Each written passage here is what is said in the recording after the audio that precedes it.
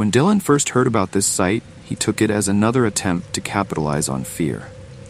Bloggers, survival experts, adrenaline junkies, they were all looking for ways to intimidate their audience by making money out of it. However, among the noisy videos and blatantly fake articles, he came across one post that was radically different from the rest. It was not just a story, it was a whole archive of collected data about people who disappeared under mysterious circumstances. But the scariest thing is that they all left behind only a few notes or messages that sounded like a cry of despair. The website said that the end of fear is not just a name, but a real invitation. Not everyone is destined to come out of it alive, and those who come out are never the same. The stories presented on the site were allegedly collected from those who had experienced something unimaginably terrible, without explanation, without mysticism, just on the verge of human possibilities. These people went through real hell and were able to tell their stories, but never returned to normal life. Dylan, being a journalist, was always looking for stories that could be his ticket to big journalism. This site interested him not only as a strange phenomenon, but also as an opportunity to uncover the truth about what lies behind these strange disappearances. However, the deeper he delved into the topic, the more he realized that with each step, there would be no turning back. Articles, blogs, reports, all these were not just scary tales. They were connected into one sinister chain of events. On one of the posts, right on the site, it was written, "Know this. One day when you decide to go this way, you will not have the opportunity to retreat." It was a kind of test of courage, whether a person could accept the challenge and find out the truth to the end.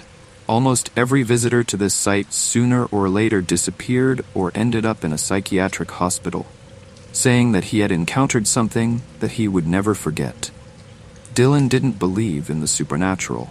He knew that most of these sites were full of fictions and fakes. But there was something else. In some cases, the stories matched real police reports, and the names of missing people were in real databases. It became obvious that there was something real and truly frightening behind this whole mystery. Over time, Dylan decided on what many called the last step. He wanted to go to the place mentioned in one of the stories where it all started. It was an abandoned building on the outskirts of the city, which was considered cursed because of a series of suicides that occurred in it several years ago. It was there that many of those who passed this test disappeared. He spent a long time preparing, watching videos, analyzing each report. His report was supposed to be a sensation, exposing one of the most creepy cults in the world. After all, everything agreed on one thing. People did not just disappear. They disappeared without a trace, leaving behind only one message: the end of fear. The night before he set off, Dylan received a strange message from an anonymous source. It was a short text. "Are you really ready to find out the truth?" The message disappeared before he could reply. That was the last warning. Dylan was standing in front of the abandoned building he had written so much about. An abandoned warehouse, unremarkable at first glance, was the place where it all began. At least that's what all the evidence said. Deep twilight covered the city, and only the light of a lantern illuminated the narrow path in front of it. This place did not attract attention to itself.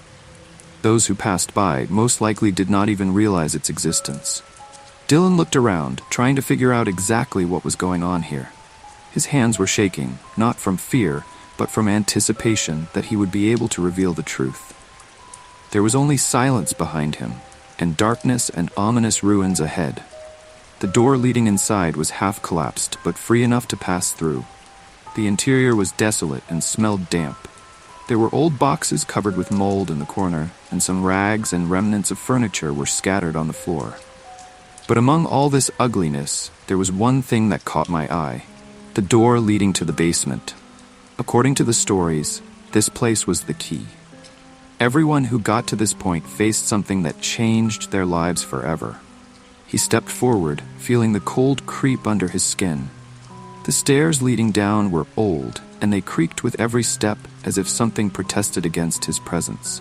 Stepping onto the last step, he found himself in a cramped room, illuminated only by the faint light of a lantern. There were inscriptions on the walls similar to those he had seen on the website. the end of fear, you will find them. And the most creepy, they are always watching. These phrases written in a careless hand gave him goosebumps. But that was just the beginning. There was a table in the middle of the room, on which lay old papers covered with small scribbles. Dylan took one of them. It was a note, obviously made in a hurry. They're nearby. You won't hear them until it's too late. Leave while you can. The end of fear is the beginning of something you can't stop. As he read these words, he felt a strange unease. It wasn't just words. Someone was clearly trying to warn him, but he had already gone too far to just walk away. At that moment, Dylan realized that he wasn't alone. He felt a movement behind him and froze. His hands were sweating and his pulse was starting to race. Gradually, faint footsteps sounded. He turned around slowly, lighting up the space with his flashlight. He couldn't see anything in the dark, but the feeling of someone else's presence did not leave him. The footsteps continued, although the area was empty. It didn't look like a hallucination. Someone or something was actually watching him. He suddenly realized that his breathing had become too heavy, and a voice inside him was screaming that it was time to leave. But it was too late to leave. Dylan stood in the semi-darkness of the basement, listening intently to every sound. The footsteps continued, but their source remained hidden. There was nothing supernatural in the room, but the tension and fear were so real that he could feel them physically. He tried to focus on the note he had just read. Suddenly it dawned on him that the words warned him not only of an unknown threat, but also that he might be followed. On top of that, someone clearly knew about his research. Looking around, Dylan noticed that there was an old closet in the corner of the basement, partially hidden behind debris and boxes. Perhaps there was something important there. He walked carefully to the closet, trying not to make a sound. To his surprise, the closet was unlocked, and inside, he found several items that were unrelated to the basement environment. They were folders filled with documents and photographs. He selected one of the folders and opened it. The documents in the folder included lists of missing people, copies of police reports, and, most alarmingly for Dylan, photographs taken inside the building itself. Among them were images showing people running in panic through the corridors of the building. These photos were taken on different levels of the building, including floors that Dylan has not yet explored. All this confirmed his most terrible assumptions. Something terrible was really happening here. He found another note written on the back of one of the documents. Everything is fixed here. Those who come here become part of history. If you found it, then the game has already started. Do you think you can control fear? Good luck. Those words were like a knife in my heart. Dylan felt that the situation was getting out of control. The footsteps were getting closer, and he couldn't just walk away without knowing the whole truth. He decided to move on, hoping to find something that would explain what was happening. After passing through this basement, he found a staircase leading even lower. This time, the footsteps were clearly audible, and fear began to weigh on his mind. The stairs were even more dilapidated, and each movement seemed more threatening than the previous one. He had reached a new level, and here the situation was even more alarming. There were no doors in the hallway, only dark niches, and it was as if the whole place had been specially designed to evoke a sense of hopelessness. The inscriptions appeared on the walls again, but this time they were even more eerie. "You're on the trail. We see you. Don't be afraid. This is just the beginning." A soft sound came from one of the niches. Dylan approached, and his flashlight illuminated a figure sitting on the floor. It was a man in poor condition, dressed in ragged clothes and with a blank look. His body was shaking with fear, and when he saw Dylan, he screamed, "Stay back! They're here! They are always here!" Dylan recoiled, realizing that this man had clearly been through something terrible. He was a living witness, but his condition indicated that he had been here too long. He didn't know exactly what the man had done, but his scared demeanor confirmed that the danger was real. Suddenly, the light of the lantern began to flicker, and the sound of footsteps became unbearable. Dylan quickly returned to the hallway, but he was haunted by the thought that he had now become a part of something that was beyond the ordinary understanding. He began to pack his things, deciding that he had to leave. As he moved back towards the stairs, the sound of footsteps got closer, and it was more than just an echo.